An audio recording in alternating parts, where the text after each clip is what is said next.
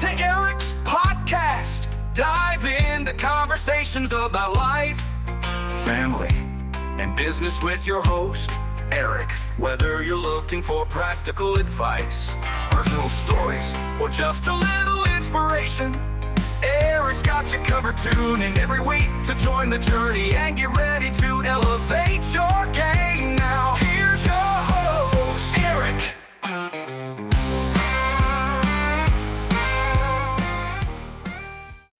Hello, welcome to another episode of the Eric's podcast. I am your host, Eric.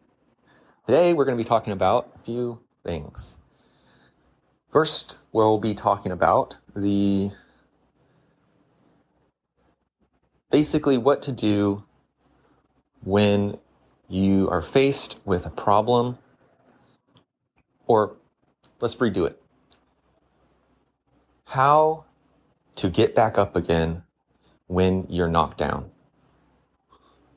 You've gone at it at your hardest, you tried your best, or maybe you haven't tried your best and you know it, and you feel it's either been a very sharp and clean failure, or it's been a gradual decline, and you finally hit a bottom. You've hit a kind of a choice, or a breather. And you can either choose to spiral down again in the regret or the despair or the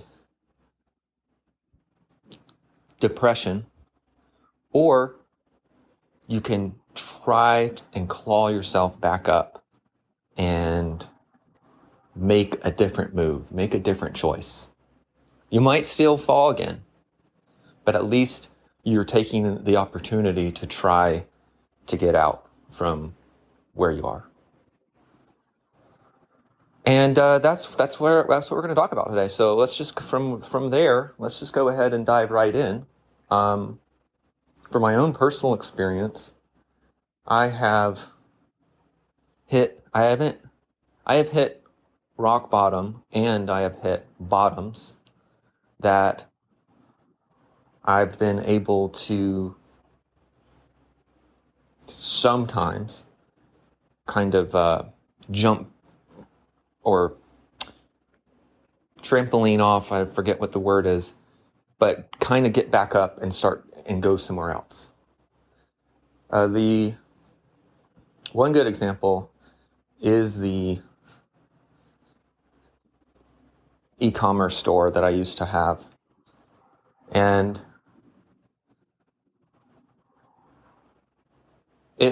from very early on,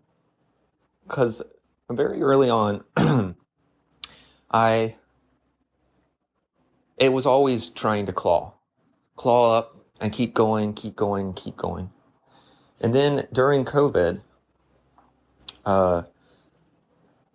Google did some sort of AI update or something to their integration on ads, on their ad platform and marketplace.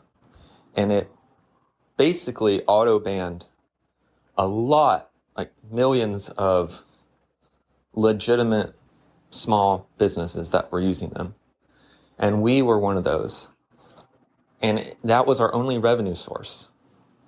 So overnight, the store just, no more sales, no more income, no more revenue, nothing. And we still had about 4,000 units, something like that we needed to sell.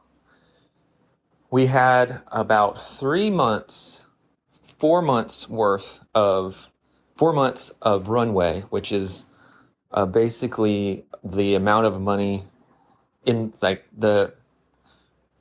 your runway is how much what's your current expense, and then if you have that in the bank, that's what your expenses are, and then you project how many months you could go without having any revenue or anything coming in.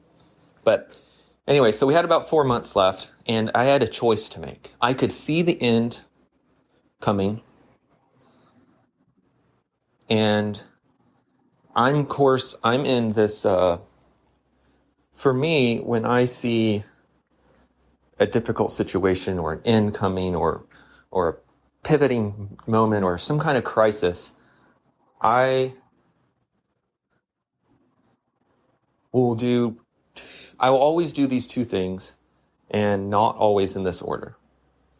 I will find somewhere quiet, get on my knees and pray and ask the Lord, what do you want me to do? And listen and wait.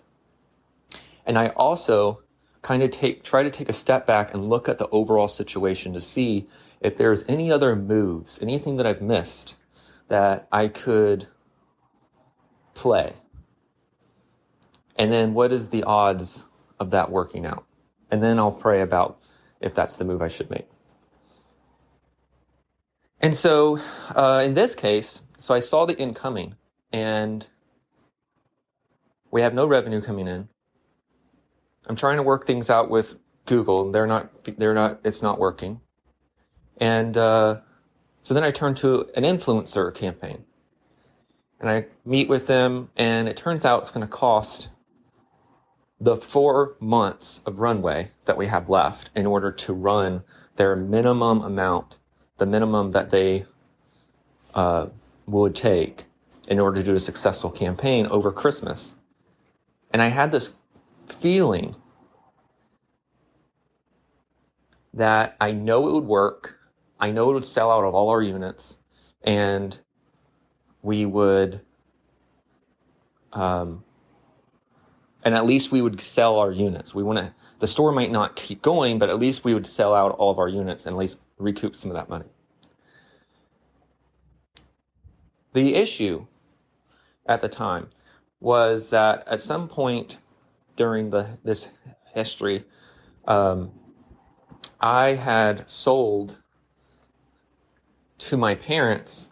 Basically, they wanted to come in and be 50-50 partners because they wanted to be more hands-on with everything and add more value and everything like that. So that was the deal I was made. So they're 50-50. So now I have to consult with them and whether or not this is what we should do.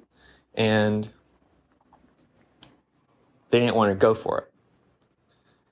So we didn't end up doing it. And in February, the money ran out just as projected. The store shut down.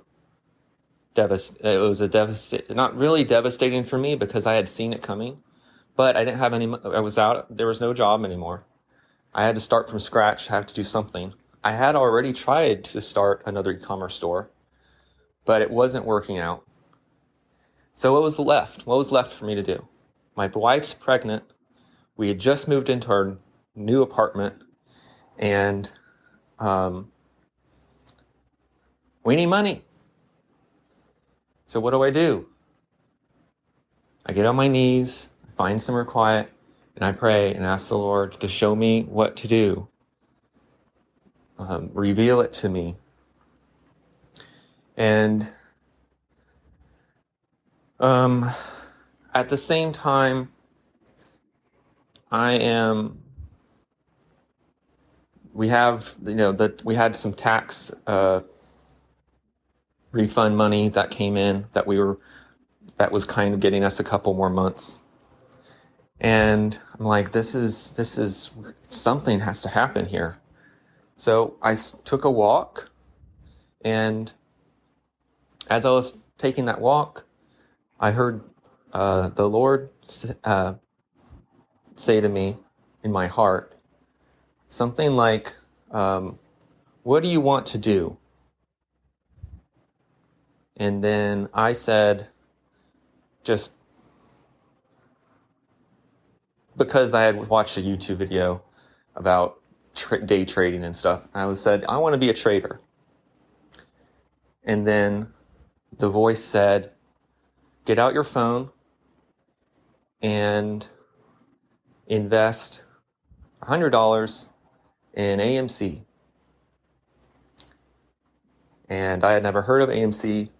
I never did stock trading. I had done some Bitcoin back in the day, but anyway, so I got my phone out and bought AMC and trusted.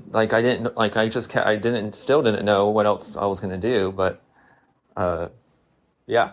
Anyway, so later that day, I was researching more about AMC and everything like that. And I think we already covered this story in another episode. But basically, the long story, or the short version, is the Lord worked everything out, and AMC ended up going up 300% in March, near the end of March, something like that. If you know anything about the GameStop short squeeze stuff, AMC did something very similar. And that basically, that took care of us for the entire rest of the year. And so I guess my advice would be, get back up and just ask the Lord, pray and ask the Lord, what do you want me to do? Take a deep breath and try to look at everything that everything that you can do. And don't let your pride get in the way. As pride can be a real big drawback to being able to see all of your options. If you remove the pride, then maybe there are some other options that are available that you could take. Temporary options, sure, but still, those are options to help get back up.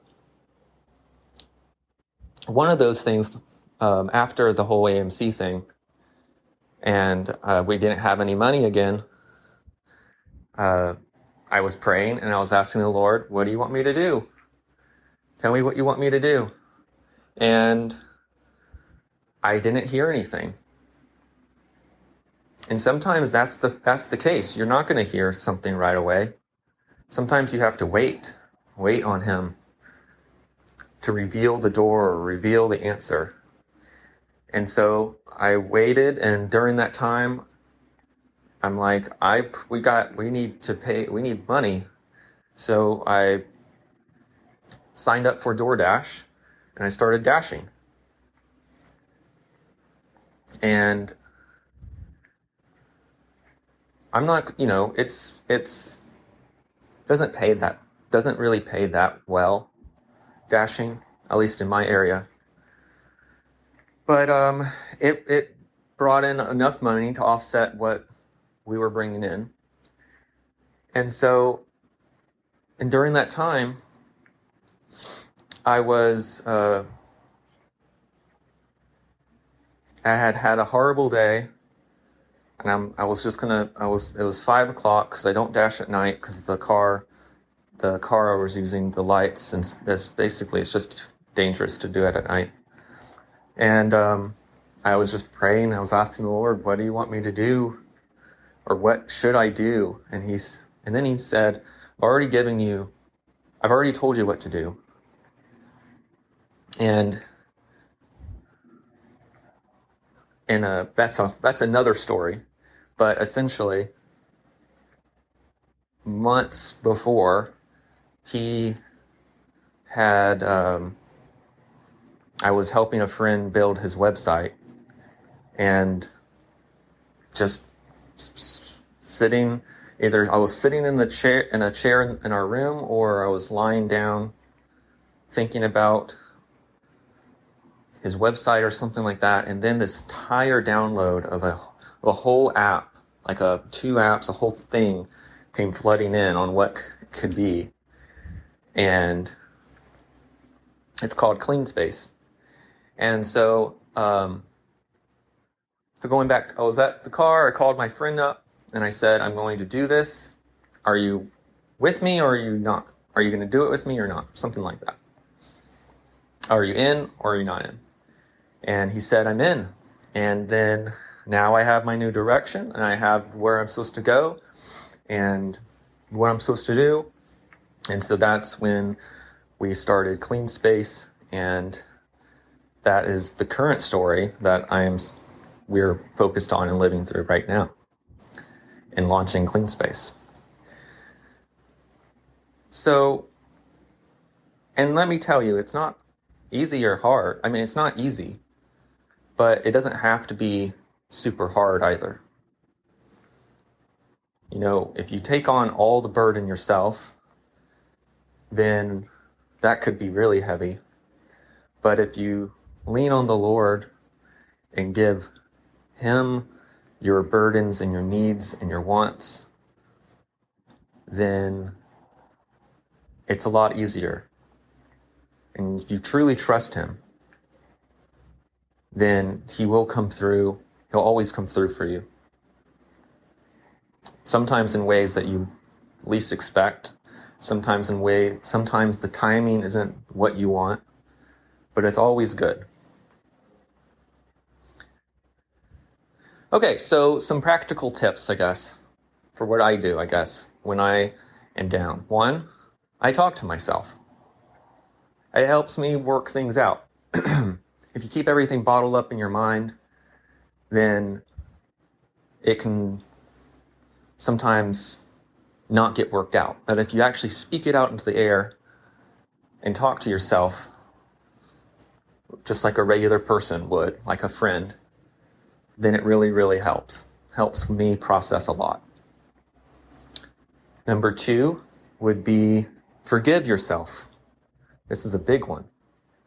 If you don't forgive yourself and you don't let those things go, then you actually end up holding yourself back, and you end up piling on all these different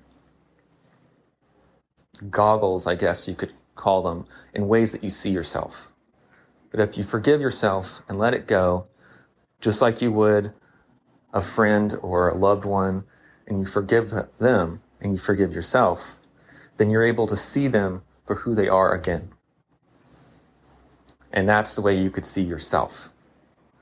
So you want to identify whatever the thing is, whatever you're beating yourself up about, and just speak it out and just say, this is what it is. I understand that you're struggling. I understand that it hurts. And I forgive you. And let it go. Number 3 would be to pray and just talk to the Lord like He's your friend, because He is. He's more than that. And wait and listen. And let's see, getting back up on your feet. Oh, yeah. And then number 4 would be get back up. You could do all the other things and then feel fine and then drift right back into whatever non-productive thing that you were doing before. And sometimes you need to change your environment. You know, get out, go to Starbucks, go sit in a cafe, go change your environment somewhere. Sometimes changing your environment gives you a new outlook on what you're doing. When you talk out loud, it helps structure all of that. When you forgive yourself, you're able to actually see everything for where it is.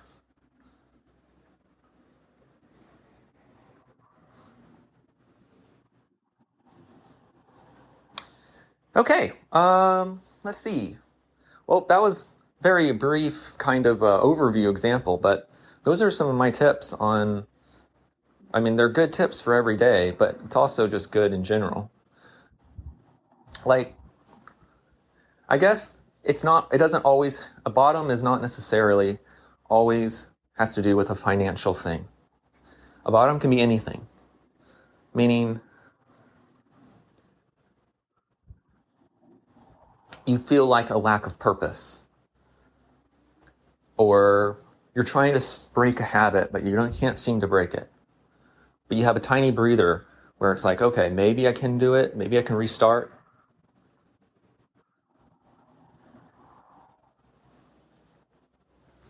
So, encourage you guys. Thanks for listening. And I hope that this was at least a little bit helpful, or at least a reminder of some good things to do. But I think the number one thing, if you can't forgive yourself, you can't break the headspace, the number one thing is to find somewhere quiet and just pray and ask the Lord, what do you want me to do?